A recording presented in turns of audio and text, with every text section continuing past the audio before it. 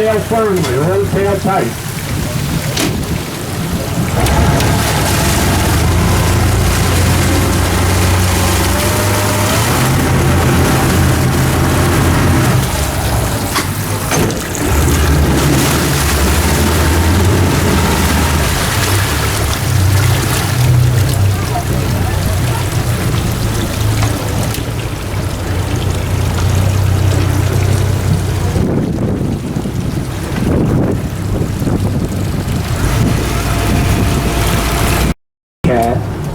Long legs to use as bait.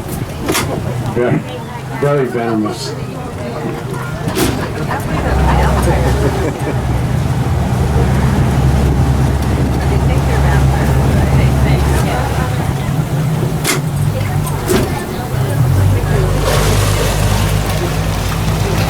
So now that alligator made 2 in August. Alligators are born in August. April and May, that's mating season. June, the mama alligator will build a nest. She'll build a nest out of grass, 3 foot above high tide, 5 to 6 foot in diameter. She'll hollow the center, lay 40 to 50 eggs. Cover the eggs with grass, wet the grass, the heat from the sun, and the decomposing grass incubates the eggs. Most of them hatch. Very few survive. A baby alligator is tiny. And everything eats them. Herons, egrets, birds of prey. A big bass or catfish will eat a baby alligator. So what the farmers started doing to help with the population, they would come into the swamp, spot a nest, rob the nest of all its eggs, bring them back to the farm, incubate them, and raise them for a year. A year in the farm, a baby alligator will grow to nearly 4 foot long. They grow really fast when farm raised. At 4 foot, they're required by law to return 17% back into the swamp. That's more than what would have survived, and at that size, they can take care of themselves. They're no longer the bottom of the food chain. So farming did a big part in bringing back the alligator population.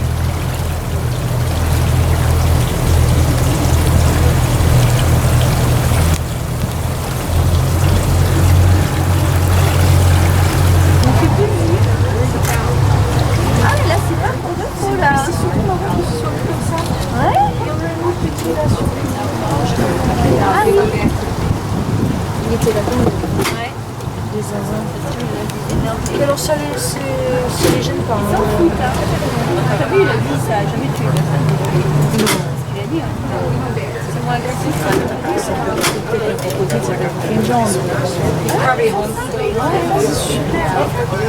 C'est la famille Larieux là. Excuse me, let me put it.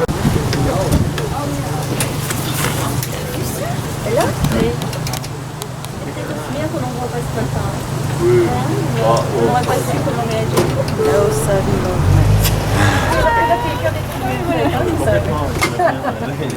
Il était dans ta gueule. Oui, il est là. Oui, là, c'est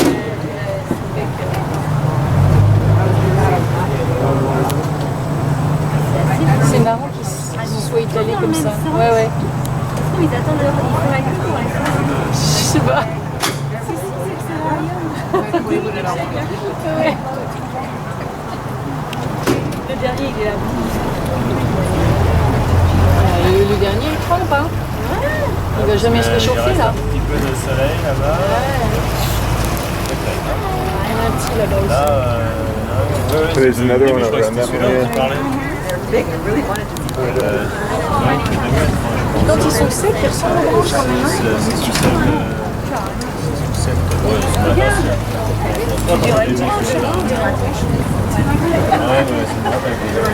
Well, I'll put them up now. When we get back to the dock, just remind me then. I'll let you hold them again. Okay. Remind me when we get off the boat. Now, we have a lot of aquatic plants in Louisiana. We have wild rice, plot point. We have water lilies, water hyacinth, water lettuce. The water hyacinth, the plant with the big leaf that curls, they're not native. They'll grow quite a pest. They'll get so thick in some canals, they'll choke them up where you can't get a boat in for months. They're a pest here. I've been told by people on the boat they're valuable in other parts of the country. There was once a lady on my boat from North Carolina. She had a nursery. She told me she was getting $12 a piece for water hyacinth, up to $30 for water lilies, and there's areas of Louisiana where we pay to get rid of them. They work real well in the water gardens. They'll keep your garden crystal clear. They make big, pretty lavender. Let me see the bird. That's a great egret, the big white bird on the right. The largest of the egret family. We have 3 different egrets here. The great egret, the largest, snowy egret, the smallest, and we have what's called the cattle egret. Now, if you're from Texas, you call that a cowbird.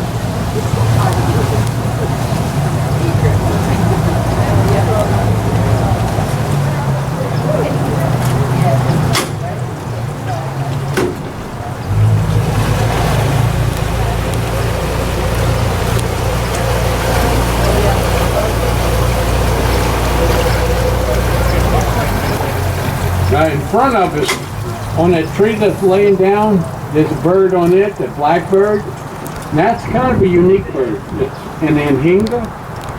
And anhinga dives for fish. They'll dive up to 30 foot down. A lot of people call them the snake bird.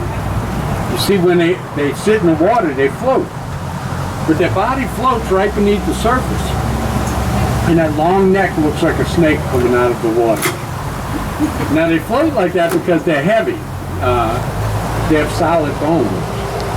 Most birds have hollow bones to help them fly. The anhinga has solid bones to help him die. Oh, he's a big guy.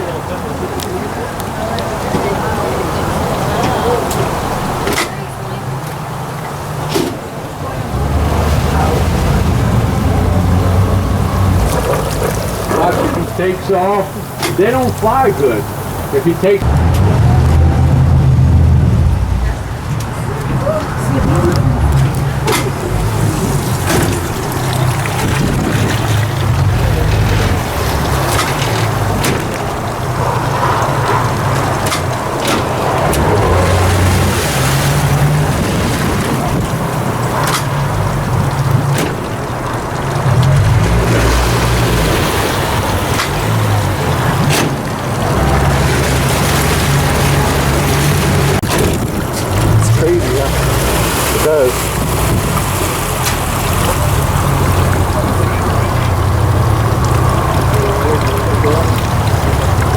Let me tell y'all a story about Cajun. I'm a Cajun. My family's from a little town called LaRose. LaRose is about 75 miles southwest of New Orleans on Bayou Lafourche. Cajuns originally were from France. Cajuns were a bunch of prisoners, political troublemakers, who were gathered together in 1604 and exiled from France to Nova Scotia. At that time it was known as Acadia, or Acadie. The area they settled in, they worked the ground really hard, it became huge disagreements with the Cajuns. They wanted the Cajuns to change religion. They wouldn't do it. They wanted the Cajuns to pledge allegiance, and it wasn't written. There were no textbooks till 1993. A priest by the name of Father Daigle from Homer, Louisiana, first come up with the textbooks, tapes, and dictionaries for Cajun French. Before that, it wasn't. I went and bought them. I've been trying to learn. I'm having a hard time learning. You see, I'm 62 years old, and I drink a lot. There's just so many hours in a day. You got priorities.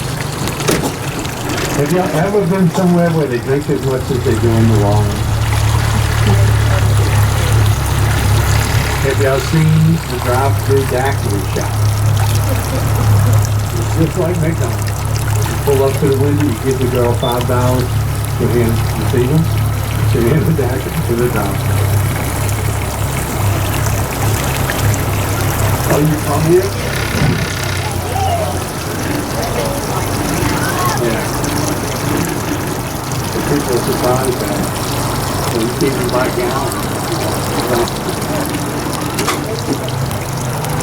All right, now I told you about Cajun. Let me tell you what a Creole is. Now this is the original Creole. It's the ones that chase the Cajuns out the city. Creole comes from a Spanish word, criollo, which means of the area. The firstborn child of anyone of European descent born in the state of Louisiana was considered Creole. It could have been from France, Africa, Spain, Italy. Their descendants were Creoles. Creoles had money. Into Canada. The hunting, the fishing. People come from all over to fish in Louisiana. It's just the language that's dying. What I'm going to do right now, I'm going to play some Cajun music for you. A guy by the name of Waylon Thibodeau. He's from the New Orleans area, and he sings in Cajun French.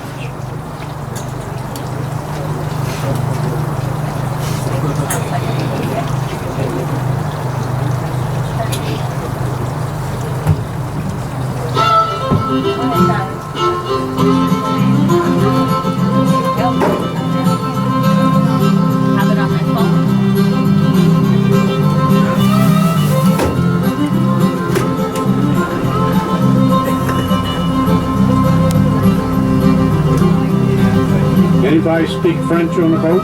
Y'all French, huh? Let's see if you understand this. Y'all are from France? You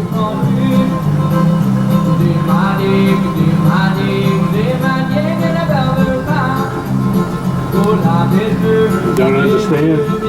Let me tell you what it is. He's singing Cajun. People from France, Quebec, Montreal, they don't know what's being said. It's a combination of things. The Cajuns were exiled in 1604. They spoke what's known as Old French. Cajuns were considered troublemakers. People didn't want to associate with Cajuns. They wound up living in close-knit communities. Their language didn't change. Till today, the majority of their language is spoken as it was in the early 1600s. In France, the language has evolved. It's been influenced by Spanish and Italian.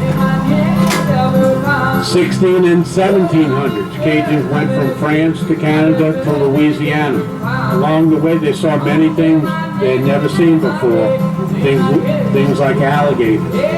For these new things, they made up words. An alligator, we call that a crocodile. In France, it's crocodile. Once here, everyone that surrounded them spoke English. A lot of the new inventions and discoveries, we use the English word. A computer, we call that a computer. In France, it's ordinateur.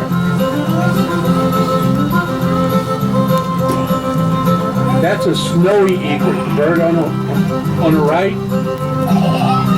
We saw the great egret before, the largest of the egret family. This is the smallest of the egret family, a snowy egret.